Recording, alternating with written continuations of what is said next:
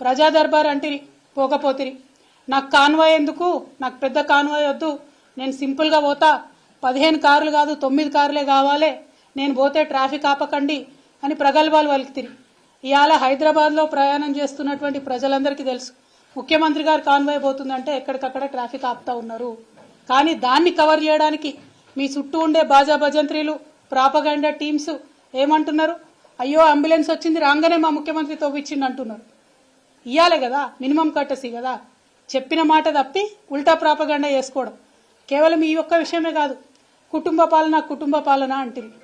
మరి వాళ్ళు అధికారికంగా మీ సోదరులు కొంతమంది జిల్లా రివ్యూలలో వేదిక మీద కూసోబడుతుంది, ఇంకా కొంతమంది సోదరులు వేరే వేరే నియోజకవర్గాలకు ఇన్ఛార్జీలు ఉండబడుతుంది, ఇంకా కొంతమంది సోదరులు ఏమేం పనులు చేస్తున్నాయో ప్రజలందరికీ కూడా తెలుసు. సమయం సందర్భం వచ్చినప్పుడు తప్పకుండా అవన్నీ కూడా బయట పెట్టడం జరుగుతుంది. తెలంగాణ కోసం ఎంతో మంది పోరాడితే గానీ మీరు, నాన్నగారు, మీ అన్నయ్య గారు, మీ బావగారు, మీ తమ్ముడు సంతోష్ గారు, వినోద్రావు గారు, ఆరావు గారు, ఇంకో రావు గారు, ఇంకో రావు గారు, ఇంకేదేదో రావు గారు, ఇంతమంది మీరు ముఖ్యమైన పాత్రలను పోషించి మీరు తెలంగాణను మాత్రం తోసుకోవడం తప్పలేదా అమ్మా? న్యాయమత లేదు నీకు? కాంగ్రెస్ పార్టీని విమర్శించొద్దమ్మా నువ్వు. ఎందుకంటే కాంగ్రెస్ పార్టీ తెలంగాణకి ఎంతో చేస్తుంది, తెలంగాణ ఇచ్చింది. మీరు మాట్లాడితే రేవంత్ రెడ్డి గారిని కాన్వాయ్ పోతుంటే ట్రాఫిక్ జామ్ అవుతుంది. ముఖ్యమంత్రి గారు ప్రతిరోజు, ఈ ముఖ్యమంత్రి గారు ప్రజల్లో ఉండే ముఖ్యమంత్రి గారు ప్రతిరోజు సెక్రటరీ పోవాలి, ప్రతిరోజు రావాలి, తిరగాలి. 9 మంది అనమ్మా.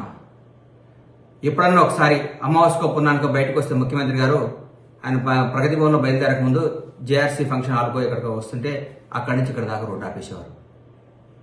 అంటే మీరు బయటికి రారు, బయటకు వస్తే ముఖ్యమంత్రి గారిని తిరగొద్దు అంటున్నారు. ఏం చేయమంటారమ్మా? ఎట్లా చేద్దాం చెప్పండి. మీరు మంచి సలహాలు ఇవ్వండి ముఖ్యమంత్రి గారికి. రేవంత్ రెడ్డి గారు మీరు బయటికి రావద్దు, రేవంత్ రెడ్డి గారు మీరు ప్రజాపాలన చేయొద్దు, రేవంత్ రెడ్డి గారు మీరు జనాన్ని కలవద్దు, రేవంత్ రెడ్డి గారు మీరు బయటకు వస్తే పబ్లిక్ ఇబ్బంది అవుతుందని చెప్పండి. రాష్ట్రాన్ని మీ కబంధాస్తాల్లో పెట్టుకొని రాష్ట్రాన్ని శాసించి, రాష్ట్రాన్ని దోచుకొని, రాష్ట్రాన్ని సర్వనాశనం చేసి 7 లక్షల కోట్ల అప్పులు చేసిన మీరు,